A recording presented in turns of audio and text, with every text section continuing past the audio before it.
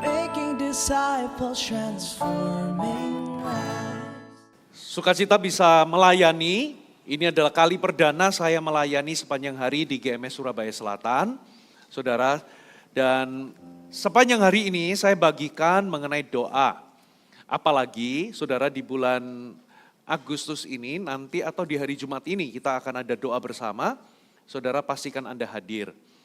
Di ibadah ketiga ini, saya khusus akan bicara mengenai doa syafaat. Tapi sebelum kita masuk kepada firman Tuhan, saudara, saya memberikan judul Tuhan menunggu kita berdoa. Lebih tepatnya adalah bicara mengenai doa syafaat. Saudara, di dalam doa Bapa kami, sebetulnya ada prinsip-prinsip yang Tuhan itu berikan kepada kita. Khususnya mengenai doa. Saya percaya kita semua hafal, kita nggak perlu buka ayatnya, saudara. Kalimat pertama dalam doa Bapa kami adalah Bapa kami di sorga. Berarti doa itu adalah sebuah hubungan. Dimulai dari ketika Tuhan mengampuni dosa kita, lalu kita lahir baru, lalu status kita menjadi anak. Katakan amin. Itu sebabnya kita ini berbeda dengan orang-orang yang punya kepercayaan yang lain. Tuhan kita itu tidak jauh. Bahkan hubungan kita dengan Tuhan itu bukan seperti kayak majikan dengan karyawan. Tuhan itu sangat dekat dengan kita. Dia mengangkat kita, mengadopsi kita sebagai anak.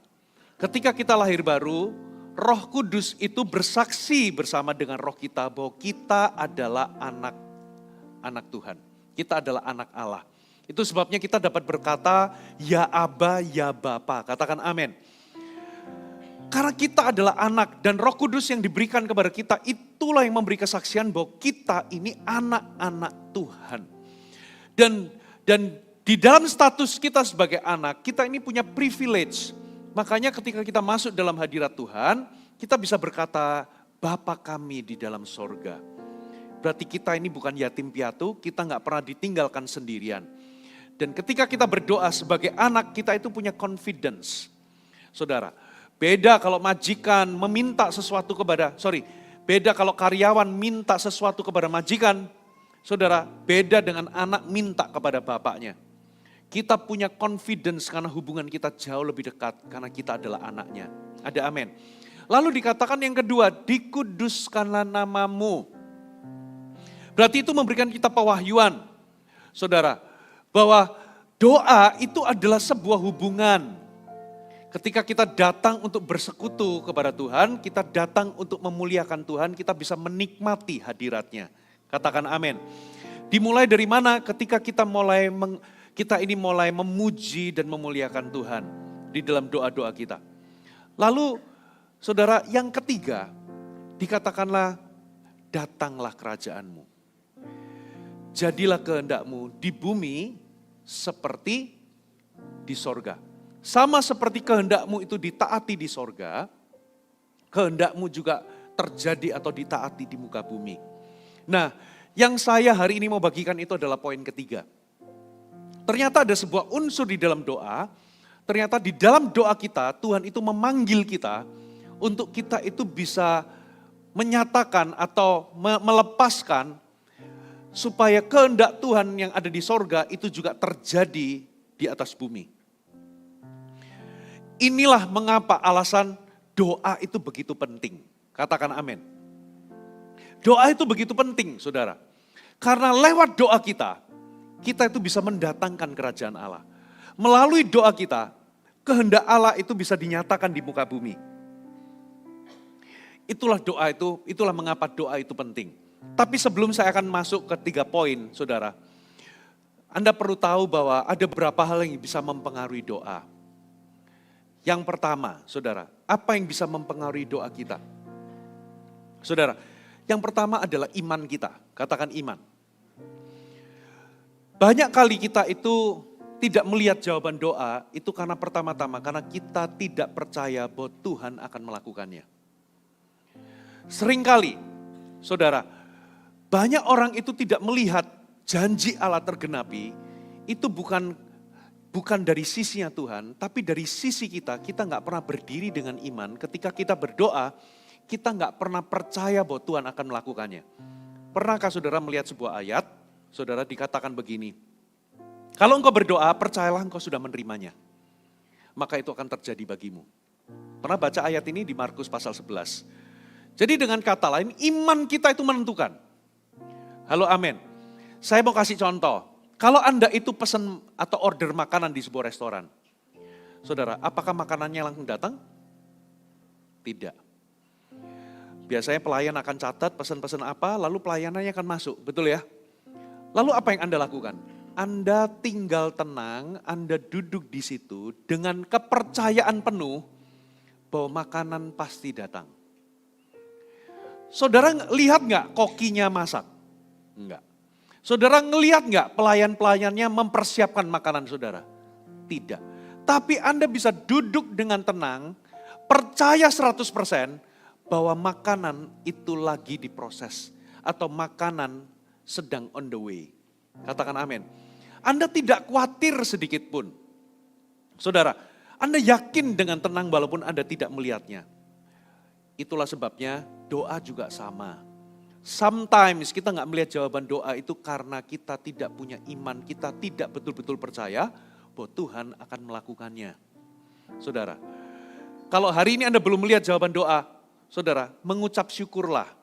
Makanya iman itu selalu berterima kasih dulu sebelum melihat jawaban doa. Amin. Iman itu akan mengucap syukur dulu, walaupun dia belum melihatnya. Mengucap syukur itu tanda Anda percaya bahwa jawaban doa sedang on the way. Jadi yang pertama adalah iman.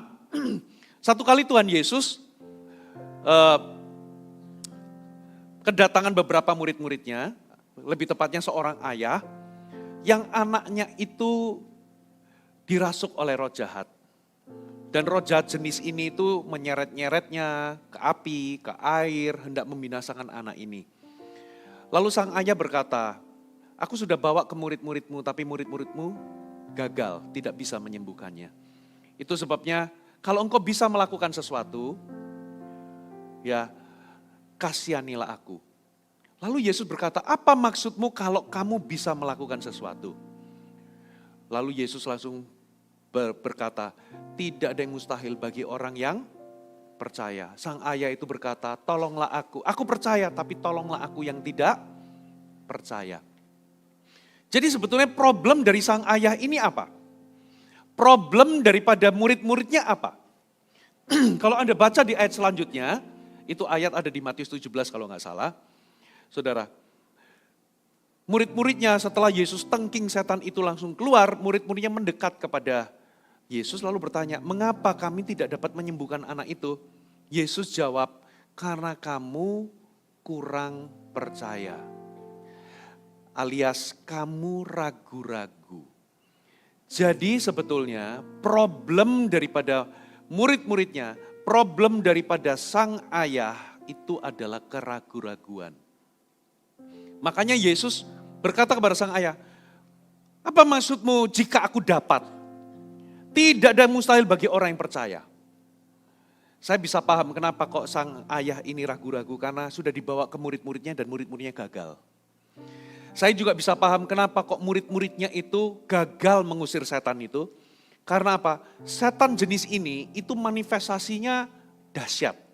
Bukan karena dia lebih hebat, tapi karena manusia itu punya panca indera. Saudara, nah kalau Anda itu jenis orang yang jauh lebih dikendalikan atau lebih didominasi oleh apa yang Anda lihat, dengar, kecap, raba dengan panca indera saudara, dan bukan lebih mudah dikendalikan oleh firman, saudara akan mudah jatuh di dalam keraguan-raguan. Karena apa? Karena kenyataan akan lebih mendominasimu. Saya kasih contoh, saudara. Anda berdoa untuk misalnya kaki saudara nyeri. Anda sudah dengar firman, kalau engkau berdoa untuk sakit penyakit, berdoa dengan iman, perintahkan sakit penyakit pergi. Seperti iman memindahkan gunung. Kalau engkau perintahkan gunung ini beranjak, itu akan beranjak. Waktu Anda doa perintahkan, nyerinya nggak hilang. Nah, kalau Anda itu lebih didominasi oleh apa yang Anda rasa, bukan Anda didominasi oleh firman, maka di titik itu, loh nyerinya nggak hilang. Hati Anda langsung ragu-ragu. Berarti gagal dong. Enggak, harusnya saudara, kita ini lebih didominasi sama firman. Walaupun masih nyeri, tapi aku percaya firman berkata, oleh biru-biru Yesus aku sembuh. Jadi aku akan tetap pada pengakuan iman itu sampai aku melihat manifestasinya terjadi. Nah itu gak mudah. Makanya Yesus berkata, setelah murid-muridnya bertanya, kenapa kami gagal? Yesus berkata, karena kamu kurang percaya. Lalu Yesus tambahkan keterangan, jenis ini tidak dapat diusir kecuali dengan berdoa dan berpuasa. Apa maksudnya? Maksudnya adalah kalau engkau ketemu dengan masalah yang membuatmu ragu-ragu, atau engkau ketemu dengan sebuah situasi, apalagi situasi waktu itu roh jahatnya itu manifestasinya kan menyeramkan. Sehingga murid-murid Yesus itu mulai melihat ini roh jahat itu demikian rupa manifestasinya sehingga muncul keraguan-raguan. Nah, jadi kalau engkau ketemu sama jenis seperti ini, engkau harus berdoa dan puasa. Bukan berarti doa puasa itu membuat Anda itu lebih powerful, tidak. Saudara, tapi doa puasa itu membuat engkau bisa menanggulangi keraguanmu. Karena waktu engkau berdoa dan puasa, engkau sedang menyangkali panca indramu dan engkau sedang fokus kepada firman. Engkau sedang menyangkali, engkau berpantang itu kan engkau menyangkali. Engkau menundukkan panca indera Anda di bawah otoritas firman. Sehingga Anda membuka diri Anda lebih didominasi oleh firman bukan kenyataan yang ada. Dan disitulah imanmu kembali hidup, bukan lagi ragu-ragu. Jadi problemnya itu adalah seringkali kenapa doa kita nggak melihat jawaban doa. Itu karena kita tidak percaya, saudara. Yang kedua, saudara, yang kedua saya catat di sini.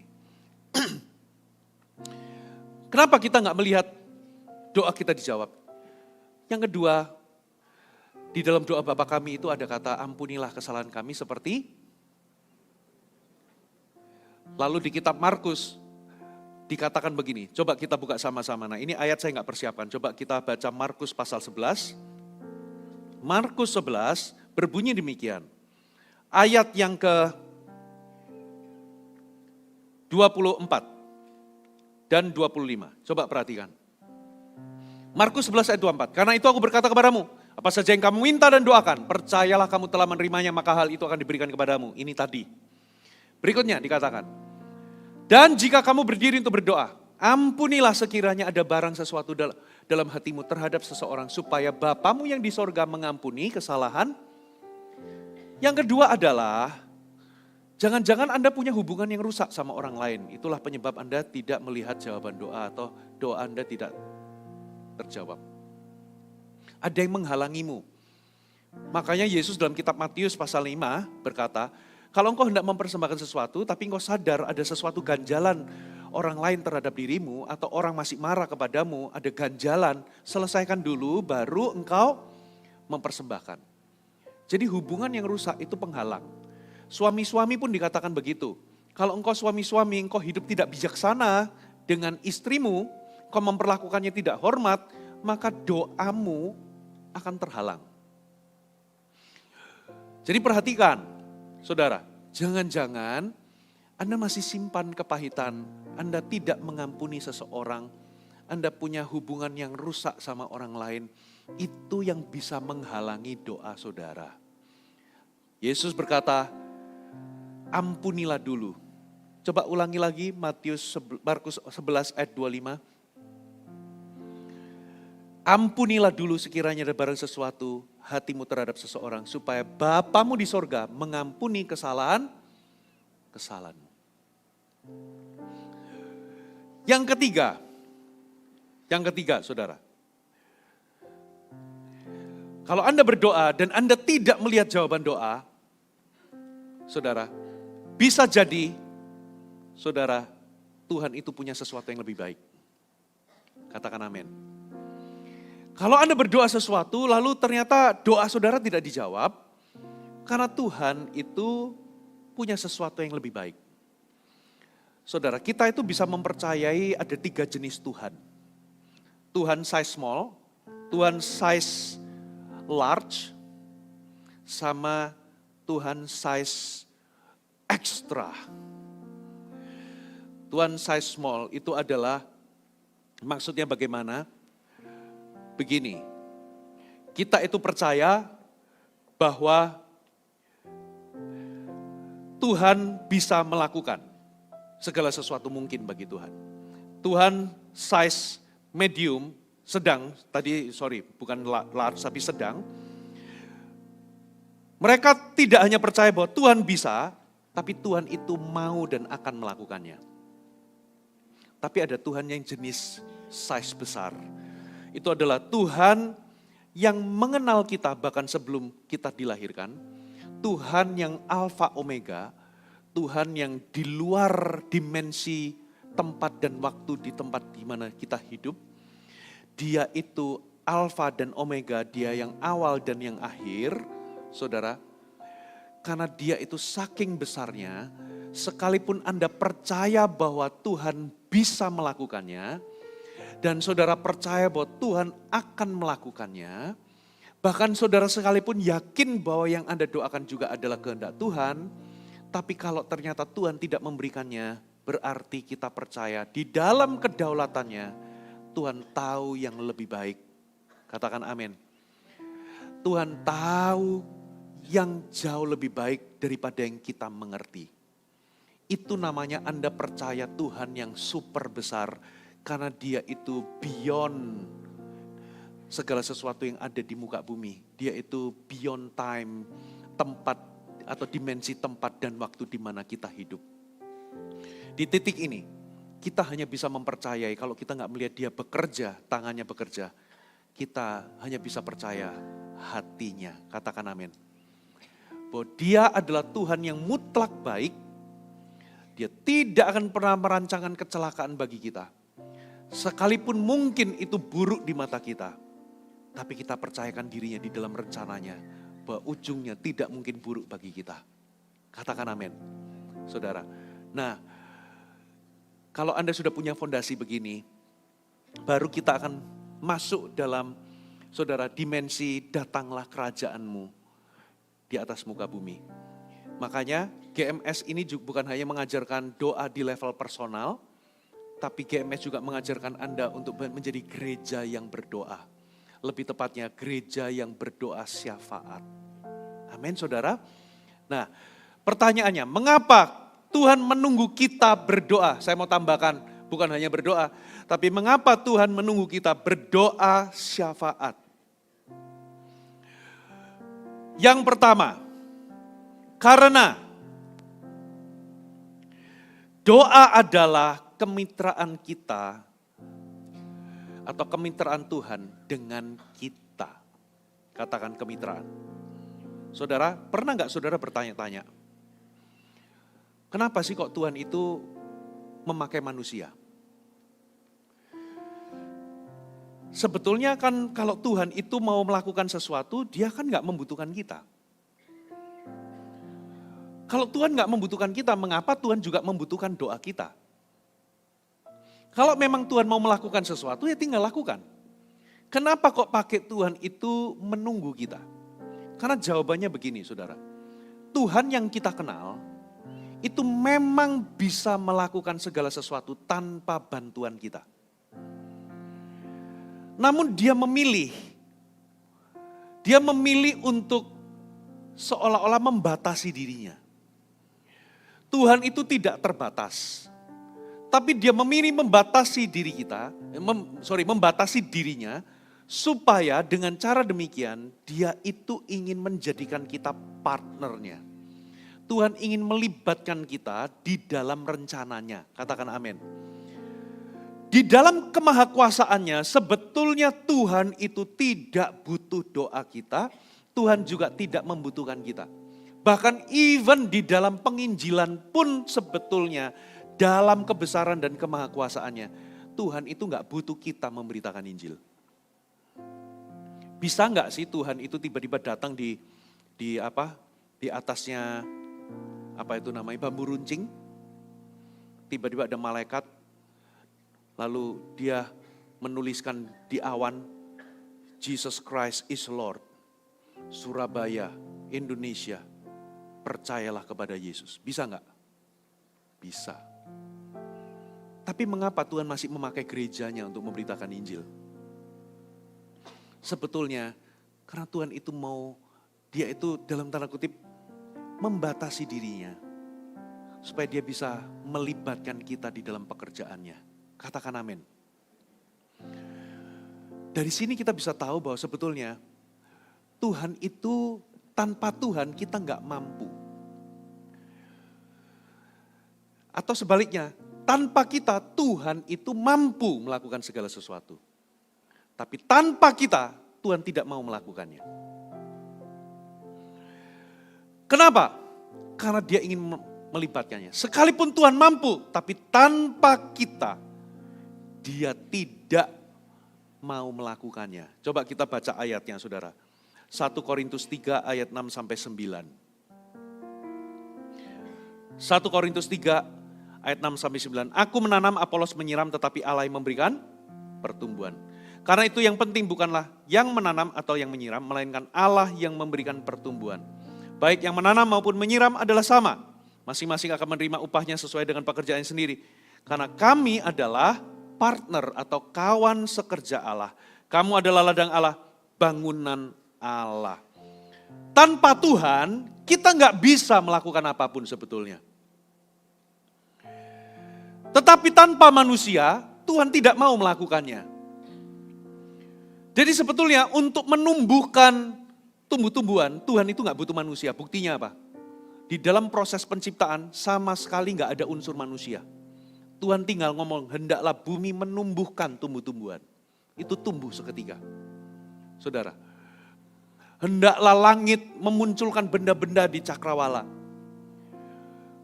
Muncul gelap dan terang, laut, darat, hewan sama tumbuh-tumbuhan, semua tercipta, tidak ada unsur manusia. Tuhan bisa melakukannya tanpa kita. Tapi di ayat tadi, dikatakan manusia menanam, aku menanam, Apolos menyiram, tetapi Tuhan memberikan pertumbuhan. Berarti, sekalipun Tuhan itu bisa menumbuhkan sesuatu, tapi dia tidak melakukannya sampai Apolos menyiram dan Paulus menanam. Halo, amin. Jadi di sini Tuhan itu menjadikan kita partner atau kawan sekerja. Dari sini berarti ada bagian yang kita lakukan dan ada bagian yang Tuhan lakukan. Nah, disinilah Anda bisa mengerti ternyata Tuhan itu bekerja dengan cara demikian. Dan ini memberikan sebuah prinsip. Makanya sebetulnya Tuhan gak butuh Musa untuk membebaskan umat Israel. Tapi kenapa kok Tuhan pakai Musa? Untuk mendatangkan hujan Tuhan gak perlu doanya Elia. Tapi mengapa Tuhan menunggu Elia berdoa baru hujan turun? Saudara, karena Tuhan itu mencari partner di muka bumi. Katakan amin. Nah, yang kedua, saudara, yang kedua, catat baik-baik. Doa itu memberikan izin bagi Tuhan untuk bekerja di bumi. Waduh, ini kesannya aneh ya, tapi coba kita lihat Kejadian 1 ayat 26 sampai 27. Ini dasarnya. Berfirmanlah Allah, baiklah kita menjadikan manusia menurut gambar dan rupa kita, supaya mereka berkuasa atas ikan-ikan di laut, burung-burung di udara, ternak dan atas seluruh bumi dan segala binatang melata yang merayap di bumi. Saya ulangi, Tuhan menciptakan kita serupa dengan gambar kita huruf besar. Lalu ada kata-kata, supaya mereka berkuasa. Berarti Tuhan itu sudah mempercayakan manusia itu bumi untuk dikelola. Bumi dan segala isinya itu berarti di darat, di laut, binatang yang di udara, di darat termasuk di laut. Itu semua sudah dipercayakan Tuhan di tangan pengelolaan manusia. Katakan amin. Berarti otoritas sudah didelegasikan. Nah, itulah sebabnya kalau Tuhan itu mau bekerja di muka bumi, dia bekerja melalui manusia. Itu sebabnya kalau Tuhan itu mau melakukan sesuatu, Tuhan itu tidak akan melangkahi sekalipun dia bisa. Makanya prinsipnya di mana-mana sebelum Tuhan melakukan sesuatu, dia selalu cari partner. Ada enggak seseorang di muka bumi yang bisa bekerja sama dengannya? Tuhan temukan siapa? Henok. Tuhan temukan siapa dari zaman ke zaman? Nuh. Lalu rencana Tuhan bekerja melalui Nuh. Tuhan temukan siapa? Abraham. Tuhan temukan siapa? Ishak. Tuhan temukan siapa? Yakub. Lalu masuk ke zaman hakim-hakim.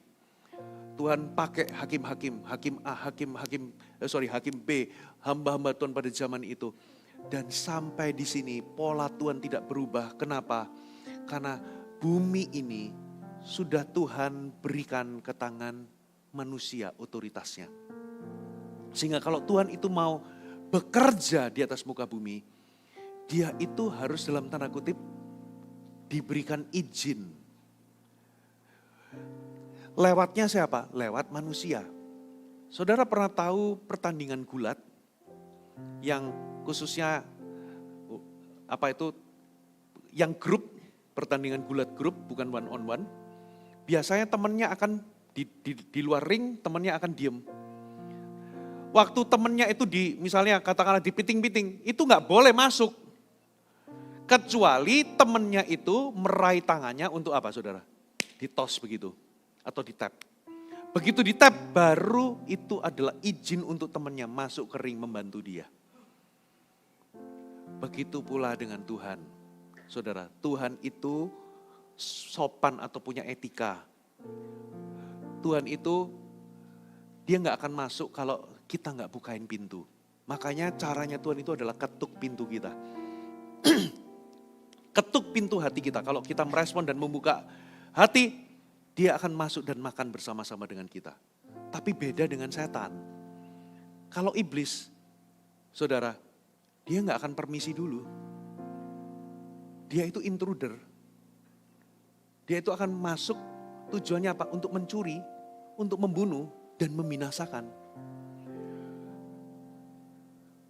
Makanya gembala itu masuk melalui pintu. Tapi pencuri, kata Alkitab, tidak masuk melalui pintu, Yohanes pasal 10. Sebab iblis datang untuk mencuri, membunuh, dan membinasakan. Tapi kalau dia itu gembala, dia akan masuk melalui pintu. Saudara, makanya dia sering kali ketuk pintu kita. Kalau kita gak bukakan, kita gak meresponi panggilannya, kita gak meresponi jadi partnernya, saudara, sesuatu gak terjadi. Buktinya di mana? Coba kita buka sama-sama Yehezkiel. Yehezkiel pasal 22 ayat 29 sampai 31. Anda masih bersama saya, amin. Penduduk negeri melakukan pemerasan dan perampasan, menindas orang sengsara dan miskin, dan mereka melakukan pemerasan terhadap orang asing bertentangan dengan hukum. Nah, apa yang terjadi kalau di penduduk sebuah negeri itu melakukan perampasan, pemerasan, lalu menindas orang sengsara? Mereka dikatakan mereka melanggar hukum. Konsekuensinya adalah penghakiman. Upah dosa itu maut. Penghakiman harus turun, penghukuman Tuhan harus turun sebagai konsekuensi dari dosa. Karena Tuhan itu adil. Katakan amin. Tapi Tuhan itu gak bersuka cita atas penghukuman atau kehancuran. Itulah sebabnya di ayat berikutnya Tuhan itu cari partner. Untuk Tuhan itu bisa bekerja atau berintervensi di atas muka bumi. Coba lihat ayat 30. Aku mencari di tengah-tengah mereka berapa orang? Berapa orang? Bukan ribuan. Dia cuma butuh satu orang yang memberikan dia izin. Satu orang yang jadi partner. Butuh cuma satu orang. Dari jutaan penduduk Israel, dia butuh satu orang saja. Yang apa saudara? Hendak mendirikan tembok. Maksudnya apa? Mempertahankan. Ya, atau yang mempertahankan negeri itu di hadapanku supaya jangan kumusnahkan. Tetapi sayangnya aku tidak menemuinya. Dan apa yang terjadi ketika Tuhan tidak menemukannya? Lihat ayat 31. Maka aku mencurahkan apa? Geramku, bukan belas kasihan, bukan pemulihan atas mereka. Dan kehancuran terjadi, dikatakan membinasakan mereka dengan api kemurkaanku. Kelakuan mereka kutimpakan, konsekuensi atas dosa mereka ditimpakan atas kepala mereka. Demikianlah firman Tuhan. That's why, saudara, Tuhan itu seringkali mengalami dilema. Karena upah dari pelanggaran dosa, konsekuensinya adalah kehancuran. Tapi Tuhan itu gak ingin kehancuran terjadi. Makanya Tuhan itu ingin apa? Ingin bekerja di bumi. Dia butuh, karena apa? Karena dia sudah mendelegasikan otoritasnya kepada manusia. Contoh, ketika saya mempercayakan seseorang, misalnya saya beberapa waktu, setahun yang lalu, 2 tahun yang lalu, mengangkat seseorang menjadi gembala GMS Cikarang misalnya, namanya itu Pastor Chandra. Saudara, sekalipun saya punya otoritas untuk bisa langsung direct ketemu sama orang-orang di bawah Pastor Chandra, tapi kalau saya mau melakukan sesuatu, saudara, saya nggak akan tiba-tiba langsung direct melakukan sesuatu, saya akan apa? Minta izin kepada Pastor Chandra. Untuk saya mau melakukan ini, saya akan komunikasi. Saya nggak akan kucing-kucingan dengan beliau. Kenapa? Karena saya sudah memberikan kepercayaan. Saya nggak akan melanggar kepercayaan yang saya sudah berikan sendiri. Tuhan juga sama, kalau Tuhan sudah mempercayakan kepada manusia, dia akan bekerja dengan prinsip itu. Itulah sebabnya kalau dia mau bekerja di muka bumi, dia harus lewat manusia. Sekalipun di dalam kedaulatannya dia mampu melakukannya tanpa manusia, tapi dia memilih bekerja melalui manusia. Makanya di ayat ini aneh ya. Sebagai konsekuensi dari upah dosa mereka, kehancuran harus terjadi. Makanya aku mencari seseorang yang mempertahankan negeri mereka. Tapi aku tidak menemui. Maka aku akan mencurahkan murkaku atas mereka. Saudara, dia mencari cuma 1 orang saja. Bukan 2, bukan 10, bukan 1000. 1 orang saja yang berdoa mempertahankan atau standing in the gap, mempertahankan supaya bangsa ini dipulihkan, bangsa ini memperoleh belas kasihan Tuhan. Tapi sekalipun Tuhan cuma minta 1 aja, tapi dia gak menemukan. Dengan kata lain, ternyata doa itu memberikan izin untuk Tuhan bekerja. Katakan amin. That's why, saudara, kalau Anda kenal ini, maka paradigma Anda tentang doa itu akan berbeda. Makanya, contoh katakanlah begini, kalau Anda mau booming, GMS Selatan ini mau booming, mau betul-betul penuh dengan tuayan. Orang berkata, GMS di Selatan mungkin beda dengan Barat mungkin, atau dengan Timur yang mungkin banyak pemukimannya, di sini kayaknya bukan. Saudara, kalau Anda mau betul-betul seluruh jemaat betul-betul membangun sebuah kegerakan doa, saudara, dan Anda semua berdoa, dengar baik-baik. Gereja ini akan menuai. Beneran. Karena doa syafaat itu memberikan izin untuk Tuhan melakukan sesuatu. Dia bekerja. Katakan amin. Saya dulu juga punya prinsip yang sama. Dulu sebelum saya pegang jemaat, saya itu juga pegang CG.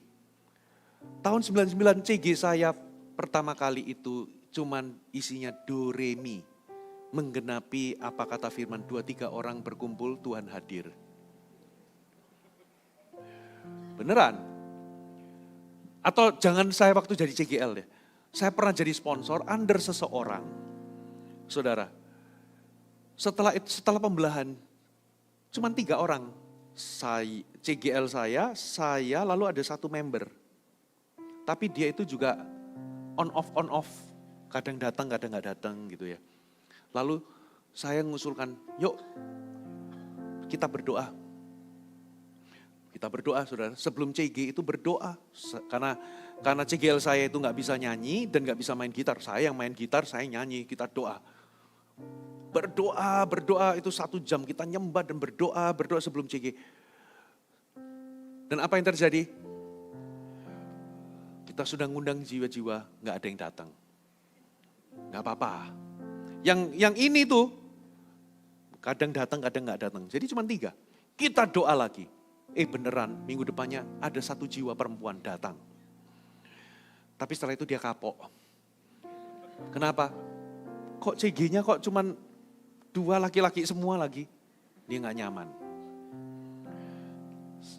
Ketahuilah, kalau Anda berdoa dan makin jauh dari jawaban doa, itu berarti doamu itu punya efek besar bagi kerajaan setan.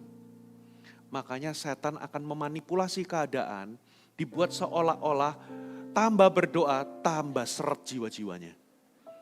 Supaya apa? Supaya Anda berhenti berdoa. Enggak. Kita tetap doa. Saudara, saya mau tanya, kalau Anda manasin air, begitu Anda isi air di panci, lalu dipanasin begini, langsung panas enggak? Enggak. Pasti 10 derajat dulu, betul enggak? 20 derajat, 30 derajat. Doa itu juga sama. Awal-awal berdoa itu atmosfernya pasti belum breakthrough. Jangan berhenti berdoa. Kumpul lagi. Kalau Anda CGL, kumpul. Serukan puasa kalau Anda itu mau menuai jiwa-jiwa. Mau selamatkan jiwa-jiwa. Ibadah, sepulang dari ibadah, kumpul 15 menit doa. Ya, kalau enggak di sini enggak ada ruangan, di parkiran sana. Kumpul, kita berdoa syafaat. Ya, sambil puasa. Nanti ketemu CG, doa lagi. Terus berdoa sampai titik didihnya itu naik. Suhunya itu naik. Jangan berhenti berdoa sampai 100 derajat Celcius. Coba lihat panci kalau sudah sampai 100 derajat Celcius. Apa yang terjadi? Tutup pancinya itu akan bergetar sendiri. Yaitu bahasa Jermannya umup. Saya udah jarang pakai kata ini. Di Surabaya keluar semua logat saya. Itu kalau Anda terus berdoa sampai titik didih, itu saudara, manusia roh itu pasti semua menyala-nyala. Nanti akan ada breakthrough. Saya terus berdoa. Lalu apa yang terjadi? Ayo kita pemetaan. Dari situlah waktu itu di zaman itu saya ciptakan sebuah gimmick di tahun-tahun 99 itu. Namanya ngejam. Ngejangkau anak muda. Karena saya tinggalnya di barat. Saya sisir tuh kompleks-kompleks. Dulu saya di Surabaya Barat kan. Daerah Satelit Indah, Darmo Indah, ya Satelit Utara. Saya sisir, saya ketuk pintu-pintu. Ya, Om, Tante, Ai, Susu, di sini ada anak muda enggak? Oh, kenapa? Ini saya mau kasih undangan ini loh di blog ini nanti ada acara khusus anak muda, Ai. Boleh enggak ya saya berikan? Salah satunya itu adalah salah satu pendoa yang full timer. Di sini itu buah yang gara-gara saya ketuk-ketuk pintu itu. Saudara, dengan kita kombinasi berdoa nggak putus-putus, terus berdoa, ketemu berdoa. Saya bikin kegerakan doa itu terjadi di CG, skopnya CG. Guess what? Saudara, tiba-tiba dalam waktu nggak lebih dari 3 bulan, CG kami jumlahnya lebih banyak daripada CG-CG yang lain. Why? Anda nggak bisa pungkiri. Tuhan intervensi. Gak bisa dijelaskan. Tiba-tiba kami nyembah. Saya zaman dulu gak ngerti itu apa urapan. Saya nyembah semua, yuk kita bangun berdiri ya nyembah. Ya, tiba-tiba 1-2 orang tumbang. Saya kaget, tumbang. Terus teriak-teriak, dilawat Roh Kudus. Saya kaget. Tiba-tiba 1 jiwa yang tadi yang kapok pertama kali itu, datang lagi. Hari itu terima Yesus. Tanpa pakai khotbah. Yang satu lagi yang sekarang yang pernah jadi pendoa yang tadi saya maksud. Yang sekarang jadi pendoa. Sekarang di pelayan anak kalau nggak salah. itu ngalami lawatan, itu sampai kayak trans dalam tanda kutip. Dilawat Tuhan berbahasa lidah, holy laughter, gak bisa berhenti. Dilawat Tuhan kayak gitu, kita itu padahal sudah berhenti PAW, lalu masuk ke saling membangun, sampai Ramatama, dia tetap di pojokan dilawat. Saya bangunin gak bisa. Beberapa kali saya bangun gak bisa, sampai terakhir karena waktu sudah larut. Kita berdoa dalam nama Yesus bangun gitu ya. Terus dia sadar, terus dia cerita, aku dapat pengalaman dibawa Tuhan ke sorga. Dia itu kayak dibawa ke sorga, ketemu Tuhan Yesus. Ya, lalu dia lihat ini, lihat itu di sorga. Dia dipangku sama Tuhan Yesus. Ini pengalaman rohani, susah dijelaskan. Lalu dia itu ngelihat orang yang tadi perempuan yang saya undang terima Yesus, tanpa ada khotbah, dia itu bisa ngelihat waktu sementara dia ngalami pengalaman rohani, orang itu masuk ke pintu gerbang sorga.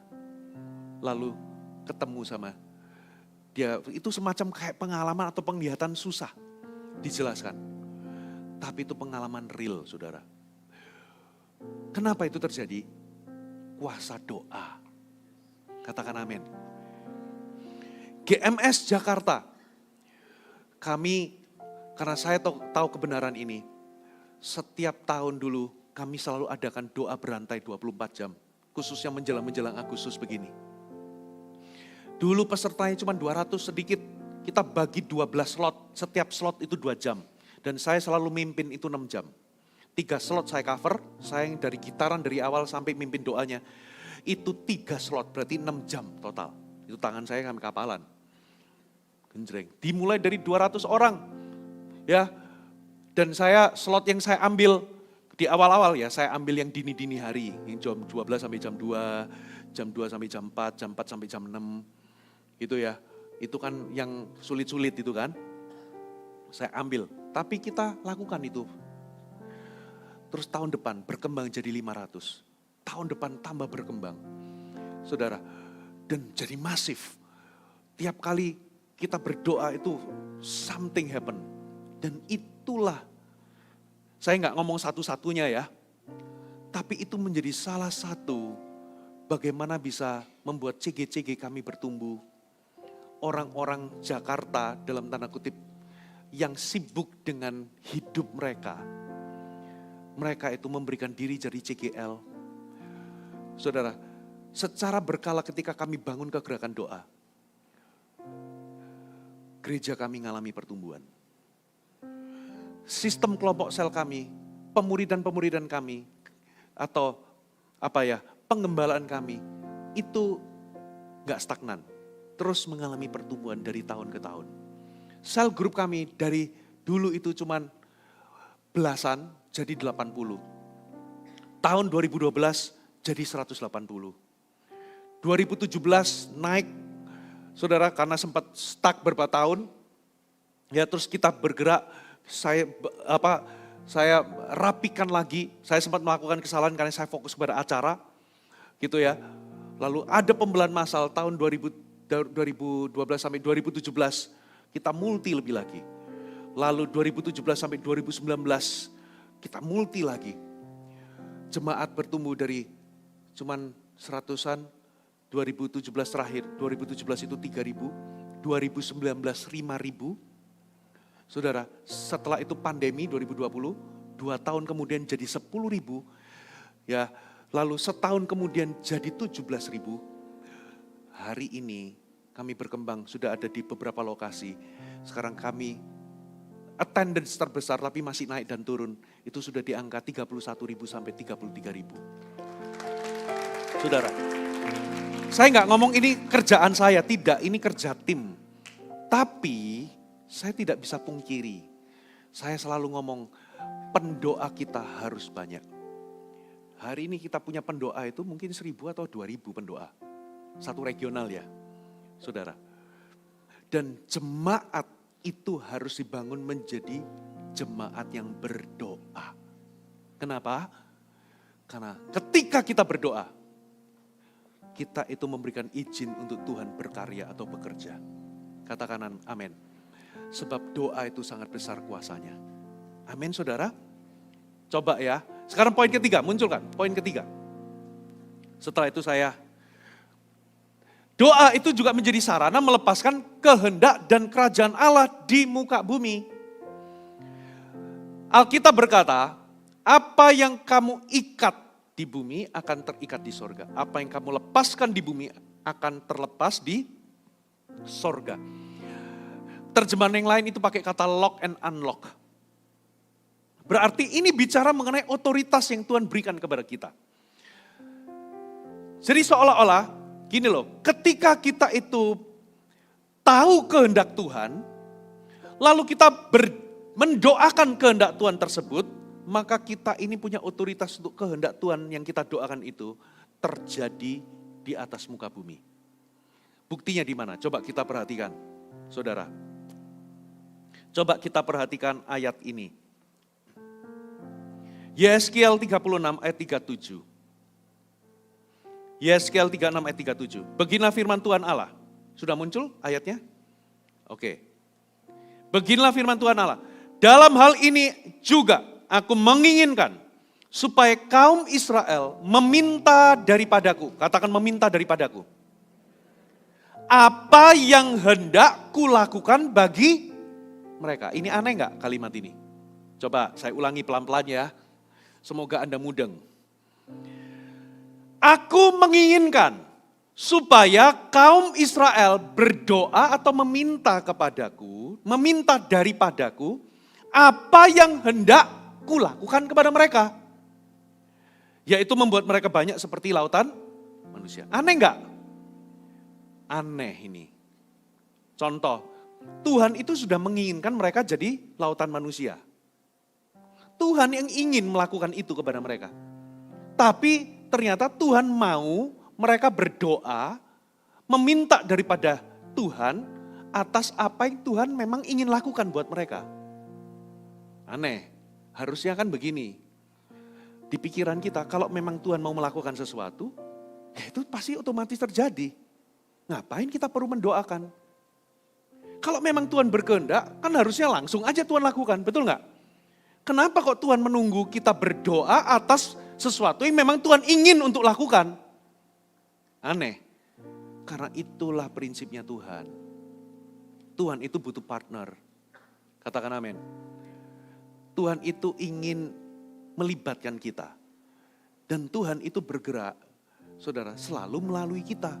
Seolah-olah ketika kita berdoa, kita itu memberikan izin Tuhan bekerja. Makanya kita ini harus tahu dulu kehendak Tuhan. Ya contoh lain ya, yang mirip-mirip. Coba kita buka 1 Raja-Raja 8 ayat 1. Dan sesudah beberapa lama datanglah firman Tuhan kepada Elia dalam tahun yang ketiga. Perhatikan.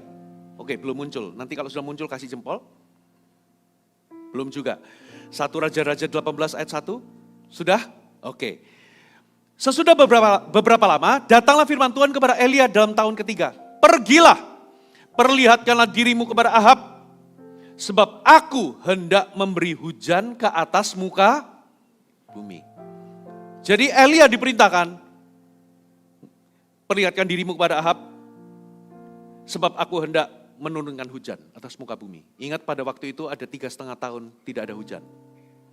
Pertanyaannya, ya kalau memang Tuhan itu mau menurunkan hujan, ya lakukan aja langsung. Tapi yang terjadi, coba kita lihat ayat 41, 1 Raja-Raja 18 ayat 41.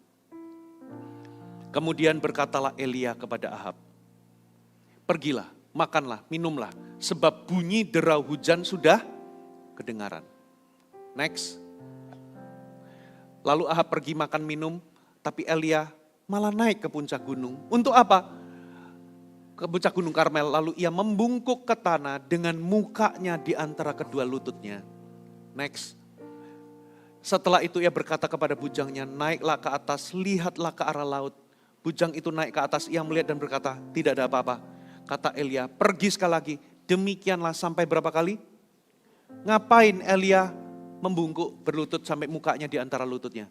Elia berdoa. Berdoa untuk apa? Hujan turun. Next. Pada ketujuh kalinya berkatalah bujang itu, wah awan kecil sebesar telapak tangan timbul dari laut. Lalu kata Elia, pergilah, katakanlah kepada Ahab, pasang keretamu dan turunlah, jangan sampai engkau terhalang oleh hujan. hujan. Pertanyaannya, Elia mendapatkan rema bahwa Tuhan akan kirimkan hujan. Pertanyaannya, kalau memang Tuhan mau kirim hujan, ya Tuhan cukup lakukan langsung aja. Kenapa Elia harus berdoa? Berdoa sampai harus berlutut bersungguh-sungguh. Coba kita baca penjelasan versi Perjanjian Baru. Coba kita lihat di dalam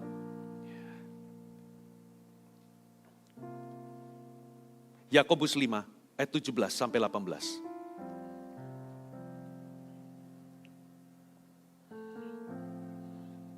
Sudah? Oke, perhatikan. Elia adalah manusia biasa seperti kita. Dan ia telah bersungguh-sungguh berdoa supaya hujan jangan turun. Dan hujan pun tidak turun di muka bumi selama 3 tahun dan berhenti di sini. Sangkanya Elia, kita menyangka Elia hanya berdoa waktu hujan turun. Enggak. Di awal waktu dia disuruh pergi ke Ahab dan ngomong bahwa enggak akan ada hujan sampai kukatakan, Tuhan itu sudah ngomong dulu sama Elia bahwa tidak akan ada hujan sampai 3,5 tahun. Nah, pertanyaan kalau memang Tuhan sudah ngomong, Elia sudah mendapat pernyataan, kenapa kok ayat ini mengatakan Elia bersungguh-sungguh berdoa supaya hujan jangan turun. Dan hujan pun tidak turun selama 3,5 tahun. Lalu berikutnya, ayat berikutnya, ayat 18. Lalu ia berdoa pula dan langit menurunkan hujan dan bumi pun mengeluarkan buahnya. Jadi Tuhan ngomong lagi, aku akan kirimkan hujan. Lalu Elia naik ke puncak Bukit Karmel, Gunung Karmel. Dia berdoa, bersujud sampai 7 kali kata Alkitab. Sampai melihat ada awan. Pertanyaannya, kalau memang Tuhan mau kirimkan hujan, ngapain Elia pakai berdoa? Kan Tuhan tinggal otomatis kirimkan. Ternyata itulah prinsip Tuhan. Saudara, Tuhan itu bekerja melalui manusia. Elia menangkap kehendaknya, sekalipun itu kehendak Tuhan, kita perlu mendoakannya. Katakan amin. Kalau Anda percaya bahwa Tuhan rindu semua orang bertobat dan diselamatkan, gak cukup Anda cuman mengkumandangkan ini tahun panen raya. No. Kita perlu berdoa. Kita perlu pergi dan memberitakan Injil. Karena Tuhan cari partner. Katakan amin. Kalau Anda percaya bahwa Tuhan, alasan GMS Selatan ini ada di Surabaya Selatan. Disediakan kapasitas itu banyak kursi-kursi yang masih kosong. Saudara, itu bukan supaya untuk pajangan. Tapi itu adalah pernyataan iman bahwa tempat ini akan penuh dengan jiwa-jiwa. Amin. Lalu apa yang Anda harus lakukan? Anda gak boleh berpangku tangan. Saudara, bangunlah kegerakan doa di CG saudara. Kalau api doa di CG Anda itu menyala, inilah prinsip saya. Saudara mau rumah Anda rame? Siapa yang tinggalnya di rumah yang sunyi, sepi? Bakso aja gak lewat di situ. Siap. Sepi Pak Fuji, rumah saya itu. Mau rame? Gampang, bakar rumahmu. 15 menit rame rumahmu. Orang pada ngumpul lihat, oh ada apa ini? Gitu. Mau rame CG-mu? Api doanya besarkan. Katakan amin. Coba bayangkan, kalau masing-masing orang itu berdoa syafaat untuk CG-nya. Semua orang punya api. Waktu kumpul berdoa di CG, semua api ngumpul, jadi api yang lebih besar. Lalu Anda bangun kegerakan itu. Apalagi kalau secara korporat, semua CG bergerak berdoa. Lalu ada momentum konser doa yang dibangun. Saudara, dengar baik-baik. Itu atmosfernya itu seperti kayak ruangan penuh dengan LPG. Dipantik sedikit aja udah langsung meledak, saudara. Itu akan kaya dengan pekerjaan Tuhan. Jangan heran nanti ada jiwa baru datang. Puji-pujian, nyanyi lagu happy ya, tapi bisa nangis.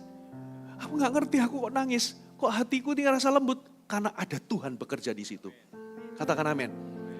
Kok bisa ada orang itu kok bisa tertarik datang di sini. Saya sudah mendengar banyak kesaksian si A, si B loh. Kamu ini kok bisa tersesat di GMS itu gimana ceritanya? Lucu-lucu ceritanya. Ada yang dulu itu sebenarnya, Ko Fuji, saya itu datang itu sebenarnya mau lomba karaoke.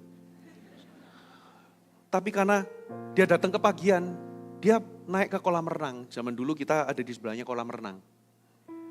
Sebenarnya mau lihat-lihat orang renang, tapi sebelahnya ada gedung kebaktiannya GMS. Lalu dia ngintip, apa ini? Lalu dia masuk. Terjerumuslah dia di jalan yang benar. Ikut CG, dilawat Tuhan. Kok aneh? Siapa yang narik kamu? Itu Tuhan. Katakan amin. Lalu ditangkap, di CG, dimuridkan dan sebagainya. Ada yang macam-macam, ada yang pernah satu kali, saya itu sudah pergi, ya hari Minggu, harusnya itu keluar tol belok kanan, dia belok kiri. Terus belok kiri, masuk ke mall, masuk ke GMS. Loh, terus ketemu sama temannya, loh kamu? Terus dia beribadah di situ, bertumbuh di situ, sekarang sudah jadi leader. So many story. Si A, si B, dan si C. Saudara, makanya benarlah kata Alkitab. Ya, kalau bukan Tuhan yang membangun rumah, sia-sialah usaha orang yang membangunnya. Betul enggak? Kita memang harus bekerja. Tapi dengan kita berdoa, itu seperti Tuhan itu bekerja melalui kita. Katakan amin. Seolah-olah usaha kita, makanya tetap yang nabur, yang menanam, menyiram itu Apolos dan Rasul Paulus. Tapi Tuhan memberikan pertumbuhan. Berdoalah, saudara. Ya mulai hari ini, awal-awal membangunnya memang dingin. Itu masih 10 derajat. Gak apa-apa, kumpul aja setia, menyembah, lalu banyak berdoa syafaat, berdoa. Nanti ketemu lagi, ya ibadah, ketemu cuma 15 menit langsung saudara berdoa, bisa berbahasa roh sama-sama, bisa konser doa itu semuanya berdoa. Lalu apalagi Anda tambahin puasa. Amin. Apalagi nanti Oktober itu ada apa saudara? Cikifan. Kita ini terlalu overestimate kuasa gelap. Dulu saya tuh takut, Puji, saya dulu itu pernah, ada orang itu mau melet kamu. Waduh saya takut loh saudara. Dipelet, disantet, ketakutan gitu. Tahu nggak ada yang jauh lebih kuat daripada kuasa santet. Itu namanya kuasa doa. Mau satu orang diselamatkan, doain puasa. Tulis namanya, Jeremy misalnya, atau Anton, atau Wati. Tuhan setiap hari Anda doakan, Tuhan aku mau berdoa untuk Wati Tuhan. Biar Wati ini bertobat. Atau kalau Anda mau butuh banyak CGL baru, doakan si Anton. Tuhan aku berdoa, siang malam puasakan. Waktu Anda berdoa makan, terima kasih untuk makanan Tuhan. Aku berdoa supaya Anton ya Tuhan jadi CGL. Dalam nama Yesus. Coba lihat nanti Antonnya itu makan gak bisa tidur gak bisa makan. Hatinya kan gelisah. Kenapa kok aku ini gelisah ya? Tiba-tiba seseorang khotbah di sini, lalu tiba-tiba dia datang ke Pastor Abel, bolehlah saya mau jadi CGL. Kenapa? Anda guna-guna pakai kuasa doa. Kenapa kita gak melakukannya? Karena kita gak percaya doa itu berkuasa. Makanya kita gak berdoa. Saudara, berdoalah, katakan amin. Kalau di sini banyak orang gak mau jadi CGL, berdoa minta revival terjadi. Sehingga banyak orang jadi CGL. Amin. Siapa yang mau berdoa untuk banyak CGL muncul? Bisa angkat tangan? Nah, perhatikan saudara, perhatikan saya. Satu kali Yesus itu berdoalah supaya kirimkan pekerja atas tuayan. Murid-muridnya berdoa. Saudara, pernah tahu kisah itu? Yesus keliling ke khotbah, setelah itu Tuhan ngomong hatinya hancur kan belas kasihan karena seperti mereka itu seperti domba gak punya gembala. Lalu dia mintalah kepada empunya pekerja supaya dia kirim tuayan atas pekerja. Betul ya? Setelah murid-murid disuruh berdoa, masuk ke pasal berikutnya ayat pertamanya itu dikatakan Yesus mengutus mereka. Jadi tadi siapa yang mau berdoa tadi untuk CGL baru? Tadi angkat tangan tadi, coba saya mau tahu. Saya foto sebentar. Ini menjadi bukti. Setelah Anda berdoa, Anda harus jadi jawaban doa bagi doa Anda sendiri. murid-murid Yesus itu setelah berdoa minta pekerja atas tuayan, mereka lah yang pertama-tama diutus. Amin. Jadi tadi yang angkat tangan siapa? Jadilah jawaban atas doamu. Saudara, doa itu powerful. GMS tidak boleh kehilangan satu DNA ini. Yaitu kegerakan doa atau doa syafaat. Gereja yang berdoa. Amin. Mari kita bangkit berdiri sama-sama.